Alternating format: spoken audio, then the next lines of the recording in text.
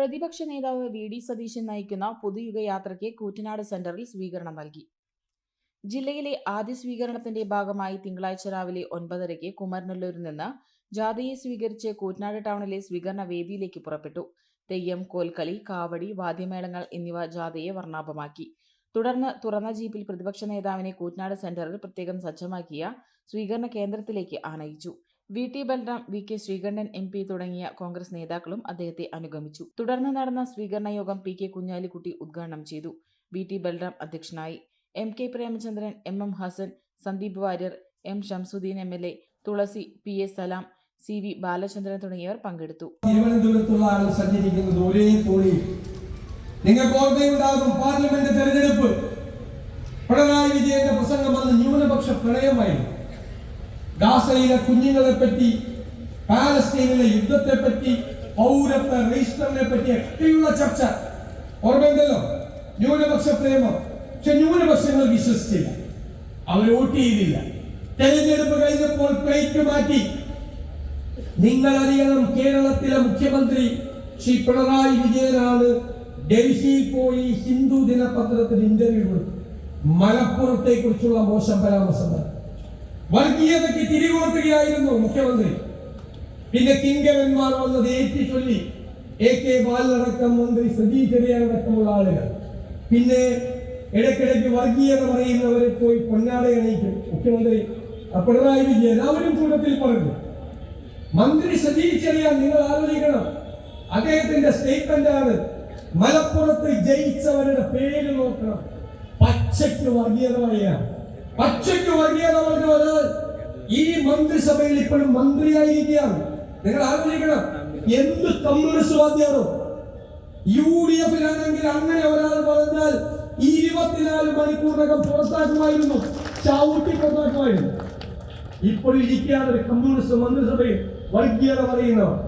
ഞങ്ങൾ ഒരു കാര്യം നിങ്ങളോട് പറയാൻ ആഗ്രഹിക്കുന്നു, കേരളത്തിൽ ആരും ഭൂരിപക്ഷ വർഗീയതയും പറയേണ്ട, ന്യൂനപക്ഷ വർഗീയതയും പറയേണ്ട.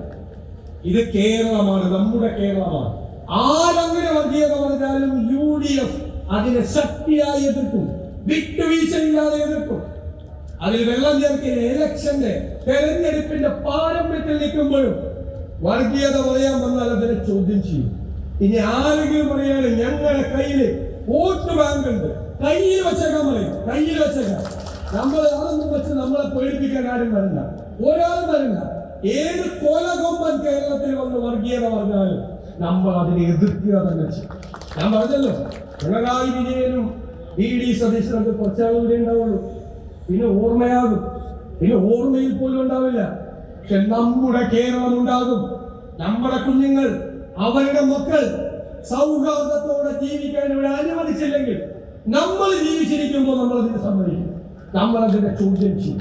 ഞാൻ കരുതുന്നത് മതേതര കേരളം ഇരു കൈകളും നീട്ടി UDF-ന്റെ ഈ മതേതര നിലപാടിനെ അവരുടെ ഹൃദയത്തിലേക്ക് സ്വീകരിക്കും. തെരഞ്ഞെടുപ്പ് റിസൾട്ട് പ്രഖ്യാപിക്കുമ്പോൾ നിങ്ങൾ നോക്കിക്കോ, അപ്പോഴായിരിക്കും കേരളം ഇത് മതേതര കേരളമാണ് എന്ന് പ്രഖ്യാപിക്കുന്നത്. വീശുന്നത് എന്നുള്ളത് ഈ ആൾക്കൂട്ടത്തെ കണ്ടാൽ അറിയാം. യാതൊരു നട്ടുച്ച നേരത്ത് നിങ്ങളുടെ ആവേശം കണ്ടാൽ അറിയാം അടുത്ത പ്രാവശ്യം തൃക്കാല നമുക്കുള്ളതാണ് എന്നുള്ള കാര്യത്തിലും യാതൊരു ആവേശം. മാത്രമല്ല, പാലക്കാട് ജില്ലയിലെ മുഴുവൻ UDF-ന്റെ നേതാക്കന്മാര് ഈ വേദിയിൽ ഇരിപ്പുണ്ട്.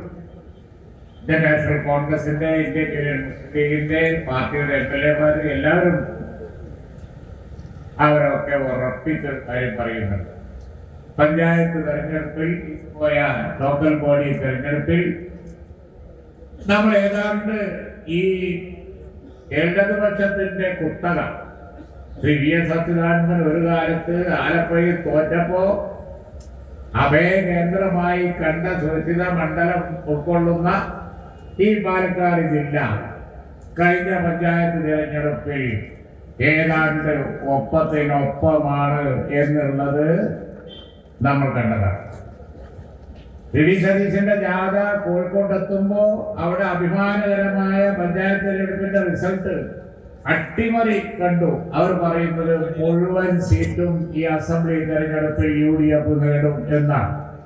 മലപ്പുറത്തെ കാര്യം പറയേണ്ട, അവിടെ പ്രതിപക്ഷം എന്ന സാധനമില്ല.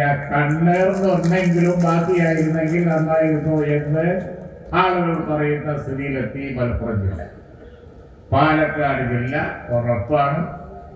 ഇപ്പോ 7 സീറ്റ് 3 സീറ്റ് പോയത് കുറഞ്ഞ വോട്ട് അല്ലേ, കുറഞ്ഞ വോട്ട്.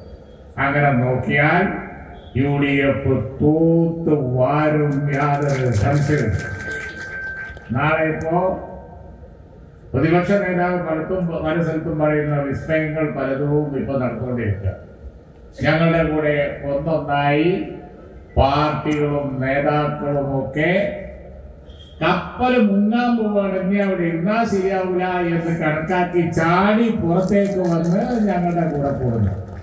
പെണ്ണ് കുതിക്കും പെണ്ണിനെ കുതിപ്പിക്കുന്ന കനക ഘടകാഭരണങ്ങളുടെ കമനീയ ശേഖരവുമായി പട്ടാമ്പി പട്ടണത്തിന്റെ കനക കൊട്ടാരം Manukkas gold and diamonds, Manukkas tower, railway over ബ്രിഡ്ജിന് സമീപം മെയിൻ റോഡ്, പട്ടാമ്പി.